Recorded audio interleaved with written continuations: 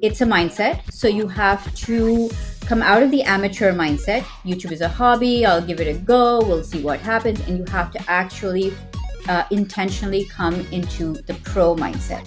I'm a professional. This is what I'm going to do. And then from there, it kind of stems, okay, these are the things I need to do. These are the things I need to believe. These are the things I need to put in, because that's what a professional does. So that is really, really relevant to making sure that it's not inconsistent. Your effort is not inconsistent, but it is consistent because you're a professional, and this is how professionals do it.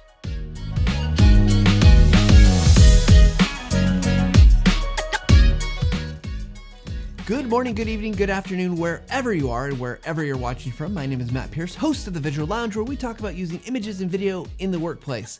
Today, we're going to be talking about one of the challenges that if you're using video in your workplace, it can be kind of hard to be consistent. It can be hard to continue to go back and make more and more videos. You can feel like, oh gosh, this could consume all my life, but there's real power in consistency, whether you're going to YouTube or whether you're making them for your own channels, where you're educating your customers or your marketing. Consistency is like a superpower in my mind. So we're going to talk to someone, Salma Jafri, about consistency. So let's go ahead and introduce our guest today. Salma Jafri is a video marketing coach, consultant, and speaker. She helps entrepreneurs and brands build their online visibility through the power of video. She is both YouTube certified and inbound marketing certified, placing her in the unique position to build a brand's organic video marketing strategy. Her flagship products are YouTube Launchpad, a step-by-step online course to launch a YouTube channel, and YouTube Intensive, a 10-week immersive group coaching program designed to build your online business with YouTube. With that said, we'd like to welcome Salma to the Visual Lounge. Hello. Hi, everyone. Thanks, Matt and TechSmith, for having me here. Oh, we are so glad you're here. So we're going to just dive into the questions, though, as we always like to do. So first question, you've got this great resume, right? Like looking at all the things you've done, the YouTube certification, the inbound marketing certification. But how did you get involved and started with using video? Yeah, before YouTube was mainstream, I actually started in 2009. So I had a couple of false starts. So the first one was in 2009 when I made my first YouTube video for a contest entry. And it was about the new way to work. And I thought, you know what, I am starting this remote work journey. Back then, it wasn't as popular as it is today. So I shared my day in the life type video. It took me 30 days to make that video, a full Wow. month, shot by shot. I was, and then that was such a painstaking process. I did actually win second place with that contest entry, and the video did get 80,000 views, but it was such a difficult process that I actually didn't touch video again until 2015. Oh boy. Wow, that's a crazy thing. I mean, not only that you were working remotely and, asynchronously and doing that, but then that video. And of course, I think videos come a long way in times, kind of like how easy it is to make compared to 2009, but that's awesome. So, Yeah. as you think about video and you're using video for your business, you use it to help other people use it for their business. How do you define success? What, like, is it, obviously in your first example, winning a contest, second place, that's a success. But Yeah. kind of day to day, what does success look like for video for you? Awesome. So I guess because I'm in the YouTube educator space, a lot of people view success in terms of the kind of awards that YouTube gives out. And even though this is evolved over time, but YouTube has placed a lot of emphasis on subscriber counts, and they give out, play buttons for reaching various subscriber counts. And so a lot of people look at YouTube success through that lens because that's the conditioning. But that has not been my experience. So my experience was that when I got started and serious about being on YouTube and using video as my main platform to build long form content. So this was in January 2017 when I decided to go pro with YouTube and with video specifically. I made about 10 videos in that time frame for the whole year of 2017. So not a lot of videos, but they were videos that were showcasing expertise, talking about topics that I loved, which was content marketing back then. And so, what success looked like for me with those videos was I got my first speaking gig at Inbound in Boston in front of 1,500 marketers because of that video channel, because of my YouTube channel. I got a brand deal with Entrepreneurship Magazine, where all of my YouTube videos were syndicated on their channel, giving me massive viewership. I was able to land my first brand deal within 10 months of focusing on my YouTube channel. So when I think about success, I think about leveraging video because there's so much credibility associated even today with having a quality YouTube channel, being able to showcase your expertise, being able to teach something valuable. That is what success looks like to me. Yeah, I love that because sometimes we think about, like you said, very different outcomes. And I love that it's like this is a tool that's Yeah. available to many of us, if not all of us, to be able to do the other things that we want to do, whether it's build a client base or whether it's to teach and educate or whether it's to make an income, as I know you often teach people how to do. So yeah, so I love that. It's like leverage. It's a leverage point. It's that, fulcrum point, right? Like who was it that said, if they give me a lever long enough and I can move the world kind of thing, video can be that pivot point for people. Maybe Newton, but don't quote me on that.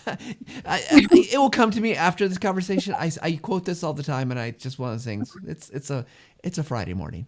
So before we go into kind of talking more about being consistent, how we can do that, what's a tip you would give the audience about improving how they use images or videos?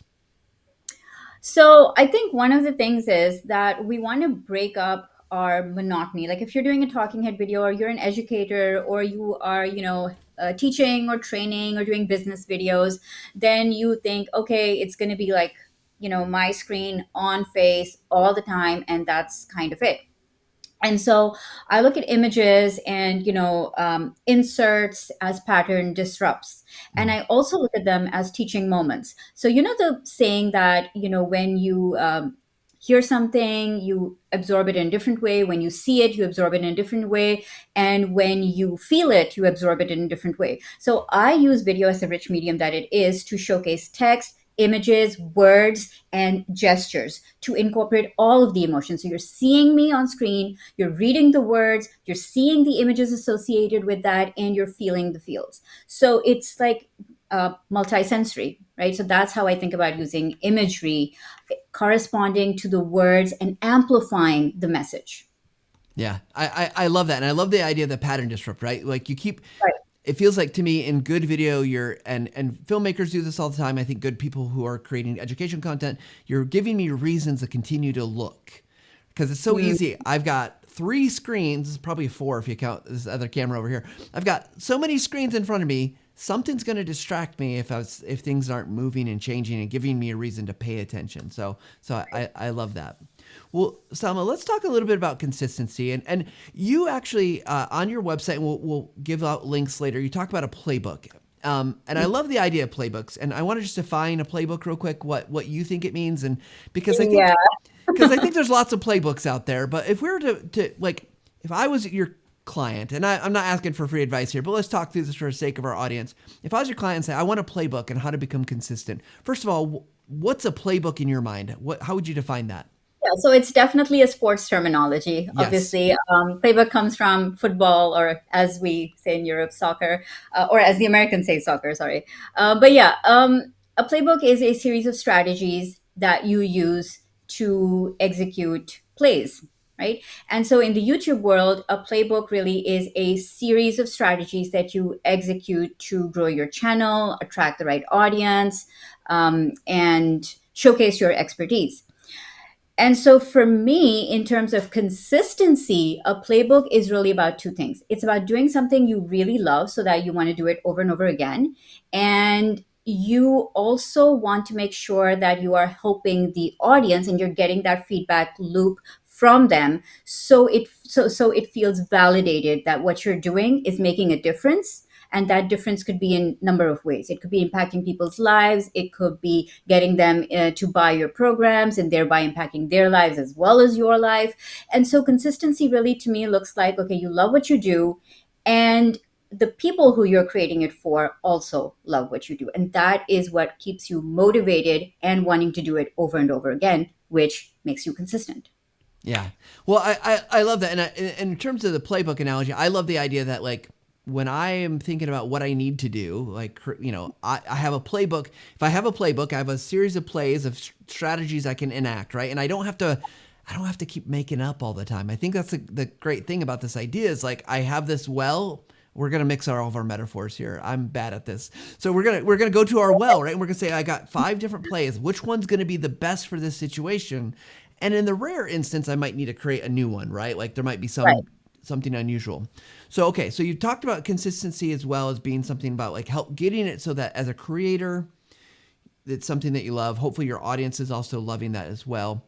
How important is in consistency? Like, let's break down the elements of consistency. Is this about how often you're publishing, how often you're recording? Is it are there other elements that like we should be taking into account to help us just even achieve consistency, let alone run 5 or 6 plays around being consistent? Okay, so I think I'm going to take you back to when I first thought about consistency and what does it mean to me? Because Yeah. there's the hustle culture, and there's like, okay, you got to upload every single day, week, or whatever frequency that you think you need to. And then there's the mental health culture, which is like take a break, rest when you need to. And I find them on two different extremes.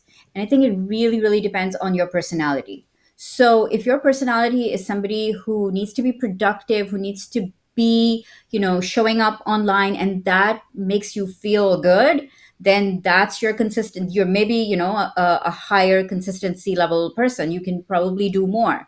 But if you're the kind of person who needs to take a lot of breaks, like introverts do, when they are with people, they have energy depletion, right? And they need to step away for a while. And so if you're making videos and it's taking up a lot of energy and you need to recover after creating that, then maybe your consistency needs to look like, okay, one great 30-minute, product video tutorial, whatever. And then maybe rein it in. And then the next one could be like something simple, 2-minute shorts, live stream, Mm-hmm. and so you mix and match it. So consistency really, really depends on your energy flow, how long you think you can keep that. And it's really about momentum and building it up over time, right? So it's not like we say that YouTube is a marathon, not a sprint, which is really, really true for me because I take breaks from my YouTube channel. I am currently on a break because I feel like if I am not giving, value, if I'm not enjoying it, then it's okay to take a break. And I'm totally fine with that. So consistency for me looks like, yes, I'm showing up. Yes, I'm building momentum. But kind of like how maybe you do this with podcasts. You have a season and then you take a little break. And then you have another season, then you take another break. So I'm kind of looking at consistency like that now. Okay, I have a season, 3 months of solid content, 12 videos, and then I'll take maybe a week or two off. Yeah, it feels like much more like gosh, nowadays it's all different, but like the television model, right? Where there's you have a season of a show, it goes back into production, they do the next season, and eventually, you kind of got these built-in breaks. I if I was a business, Selma, and if you were consulting me as maybe I'm a smaller business, and I'm trying to get my company's presence found on maybe YouTube or just have a better video presence in general, because I think kind of some things we talked about earlier. Um, how much is it important to? I mean, how do you determine that consistency that's the right one, but also without? Because I do worry about losing momentum, right? Even with the thing like the podcast, right? It was interesting. We took a break in the summer of last year, July to through kind of mid September. And I Yeah. definitely, we lost some momentum, right? We saw people who didn't come back. We saw people who, are kind of just the trend down. But so I guess what would you say to like, how do I go about finding what the right consistency is so I can build in those breaks and can help my audience remember, even if I'm gone for a couple weeks, I'm still there. Any thoughts or Yeah. ideas? Absolutely. I mean, think about it, Matt. If you didn't take those breaks, what's the worst that would happen? You could be burned out, you Mm-hmm. could get overwhelmed, and then you're going to lose even more audience. You're going to lose your mental health and you're going to lose that audience, right? So the alternative is worse.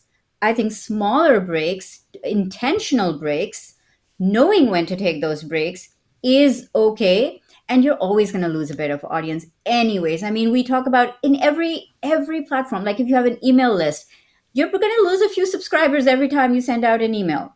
With YouTube videos, you're going to lose a few subscribers over maybe a series of months, right? You are going to. That is normal, natural. So I don't think that's anything to stress about, really.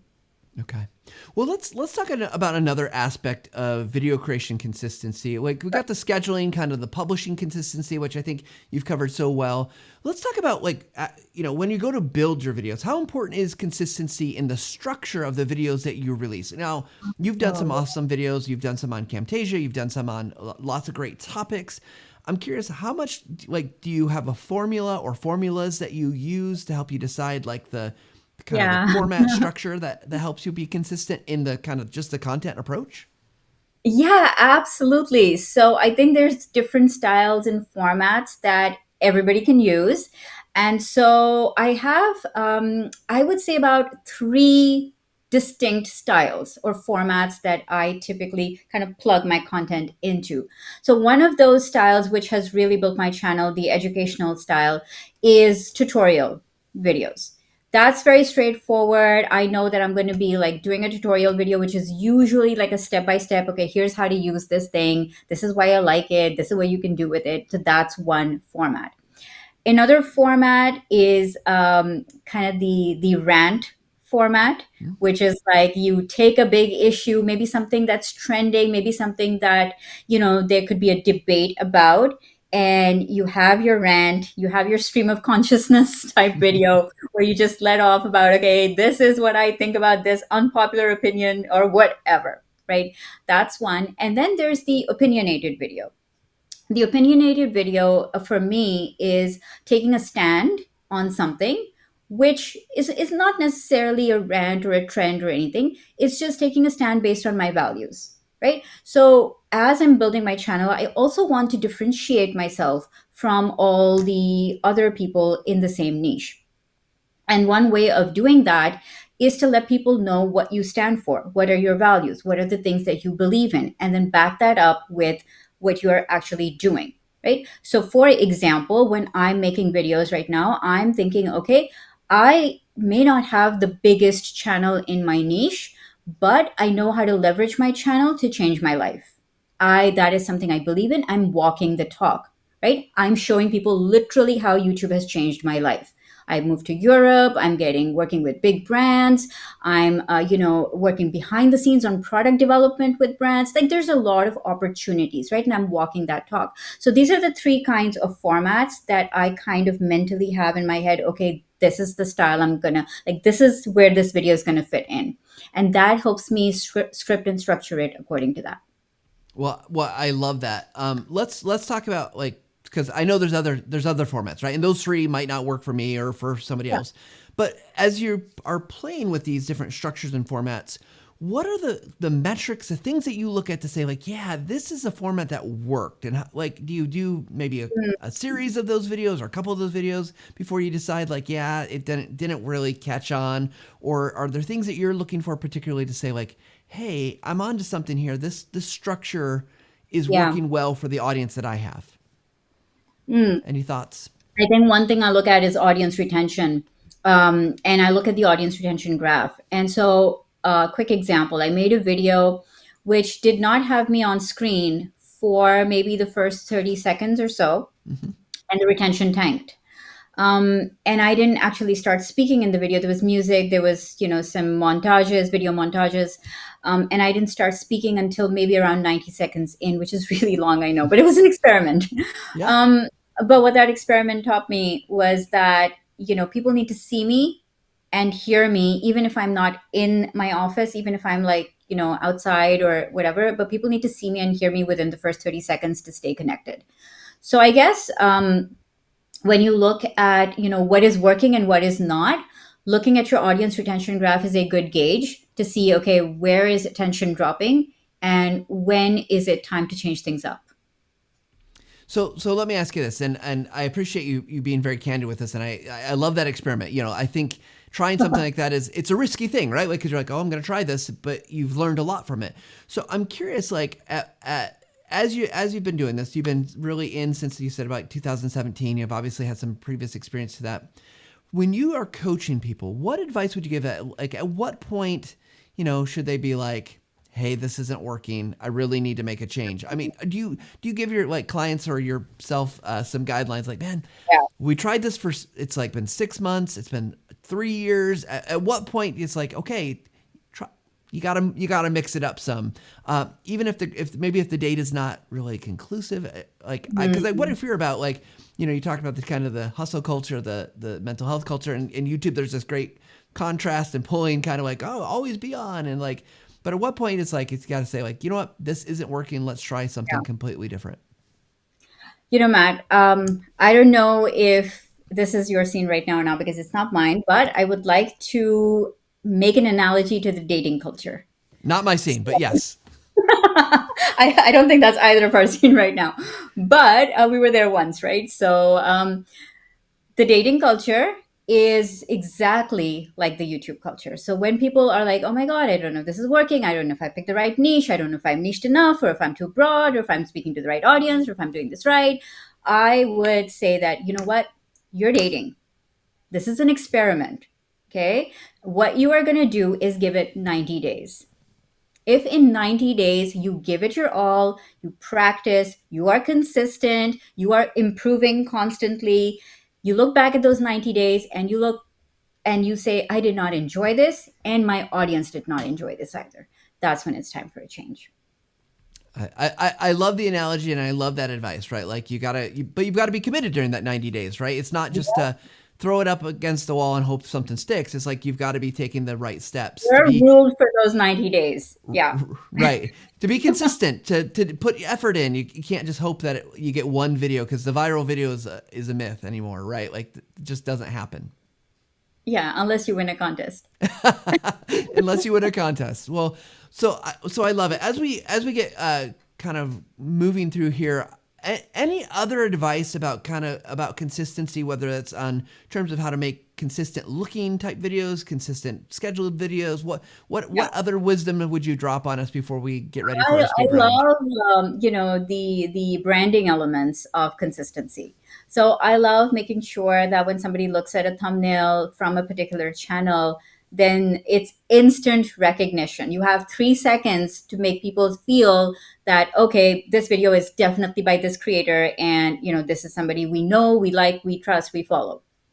And so I think visual branding is probably one of the things that's going to get you that that loyal following, because every time people see that, they recognize what the video is and they will click to watch, even if it's something that they're not looking for right now. But because they are invested in your brand, they recognize your videos as they show up, then that visual branding really starts to work. I use Canva for, brand kits and all that kind of stuff, but really visual branding is just all about having, a style, using that style over and over again. It even is can be as specific as, within the video, what you wear or what your background is or what color scheme or the vibe that you're going for. Is it always intimate or is it always educational? Is it always vibrant? All of these things, the more you dial them in, the more your consistency starts to show, because your audience starts to expect that from you. Yeah, well, I love that. I also know it's sometimes harder to be that consistent, at least for me. But I love that advice, because I do feel like it is such good advice that you just keep doing it. And then again, it's like removing all the decision points, right? I don't need to make a decision about what colors I'm going to use. I don't need to make a decision I about mean, now this when I and go that. shopping, I'm literally thinking, is this gonna match my brand on video? Like that, I don't go shopping like normal people anymore.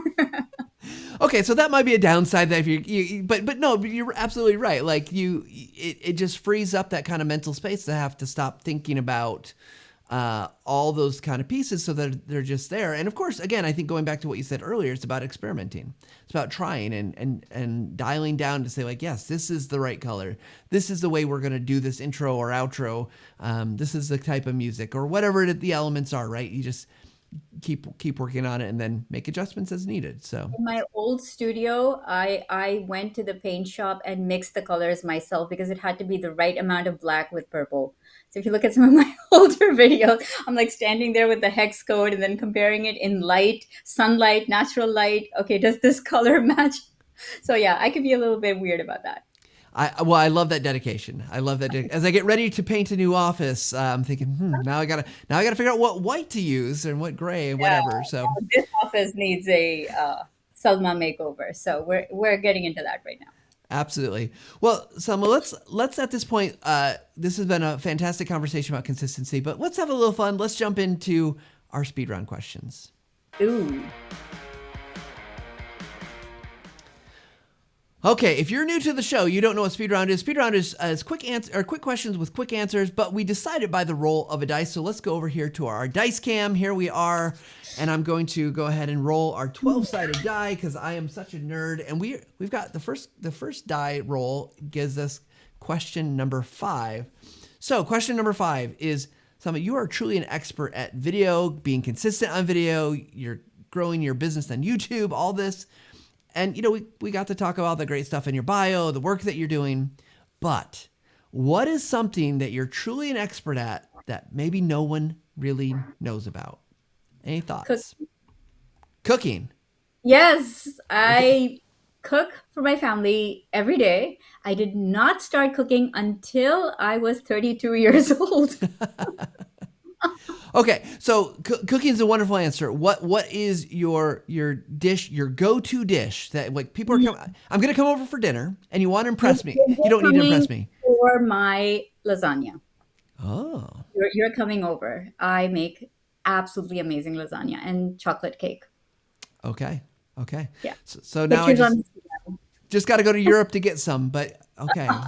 When I'm there, I'll remember. Oh, well, great answer. So let's go back to our dice cam. We're gonna pull Yep. that 5 out of the way. Let's roll another roll here. Ooh, we're this has been happening to me a lot. We got a 6, so we just keep going up the progression of numbers. Okay, this one's a little harder. If you could be a hero in any story, so think about your favorite stories that you like to watch, and there's a hero. Who would you be and why? Edna Mode from The Incredibles. Okay, She is, why? oh my gosh, she is my role model. Uh, High achiever, doesn't give a damn about what anybody thinks, says, or feels about her, and really, really good at her work and knows it. I just love that self confidence. Yeah, she's a great character, She's voiced and by Brad Bird, a man. Interesting yep, aside. yeah. Yeah. The Incredibles, for anyone who doesn't know Edna Mode, go watch Incredibles, probably on Disney, whatever streaming. But what a great character, and she ends up having a little bit of a soft spot in the second movie for little baby For the Jack Jack. baby. That's right. Yes.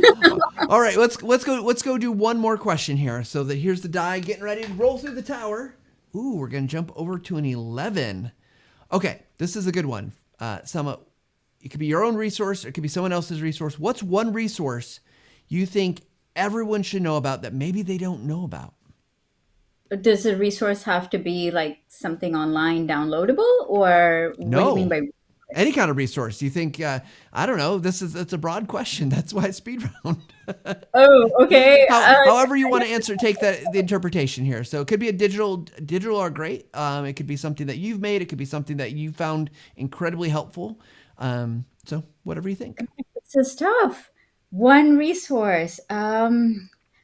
I don't know. I don't know. YouTube, I guess. Does that qualify as a resource? Sure. A Does book? YouTube have anything that helps you, or a book? Yeah, maybe it could be a book. Yeah, Whatever. maybe a book. One life changing book for me was James Clear, so Atomic Habits. That's a great resource. Or the book that got me started into the online world, 4 Hour Work Week by Tim Ferriss, which of course everybody knows about. But it came to me at a time period in my life when I was just recovering from somebody setting my house to fire. I'd lost a lot, and I read that book, and I realized, you know what, I'm not going back to the corporate world. I'm starting my own online business. Yeah, that was a powerful book for me. Yeah. Well, we are fans of James Clear here on the Visual Lounge. The Yeah. 1% rule, just get 1% better. It's part of the way we end every show is just level. We call it level up, right? We level up every single day. Yeah. So Yeah. that's a great resource. And the 4 Hour Work Week is also a great tome. Not These that are like updated classics now, I feel. Some of them might be like the 4 Hour Working might be cult classic, and then like Atomic Habits is like a current classic. for sure. Absolutely. Well, Selma, we've had a great conversation today. I want to thank you for all of that. But you've got stuff that you got to promote. So where can people find you and connect with you if they want to learn more from you? Yeah, I should have said my own resource, right? So I have created something just this year. So it's very fresh, very relevant, very updated called the YouTube Playbook, which you should get because if you want to make YouTube or even videos or even, just any kind of online presence, your main income, and you want to, maybe convert it from your side income to your main income, figure out how to create to earn a full-time income, then grab my YouTube Playbook from my website, salmajafri.com/playbook. Awesome. Well, thank you for that, Salma. And we'll get that link in the show notes so everyone can easily find it. Go follow Salma on YouTube as well. Don't forget that. We'll promote that. It's a good one too. But Yeah. Salma, as we wrap up, we always like to end the show giving kind of that summary, that last thought. So, what is your final take? Okay, well, I suppose since we talked a lot about consistency, so let me just end with that one. And I think what I want to say with that is a couple of things. One, it's a mindset. So you have to come out of the amateur mindset. YouTube is a hobby. I'll give it a go. We'll see what happens. And you have to actually intentionally come into the pro mindset. I'm a professional. This is what I'm going to do. And then from there, it kind of stems, okay, these are the things I need to do, these are the things I need to believe, these are the things I need to put in, because that's what a professional does. So that is really, really relevant to making sure that it's not inconsistent. Your effort is not inconsistent, but it is consistent because you're a professional, and this is how professionals do it. I love that. Thank you so much, Salma. Thank you for joining me here in the Visual Lounge. Thank you so much, Matt and TechSmith, for having me here. Absolutely. All right, everybody, go follow Salma. Go find her stuff on YouTube. Go get her resources, as she mentioned. Got to say, we just love having creators on because they bring such a unique perspective. Even if you're in the business world, you're working at a corporation, right? This stuff has value to what you're doing if you're making videos, whether it's for your internal employees or you're making stuff for your external customers, whatever it might be. We hope this is valuable for you and you can see the connections there. So, we always like it though. If you're looking for somebody to follow on YouTube or on a podcast, we'd love to have you do that. Leave a comment, leave a review. That helps us get found so other people can find our content as well. But, the real thing here is we're doing this because we want you to get better. As we mentioned, James Clear's book, Atomic Habit, talks about this idea of getting 1% better every day. And that's what we hope that you do when you're making your videos. You're using images in all the things that you do for business. We hope you take a little time to level up. Thanks, everybody.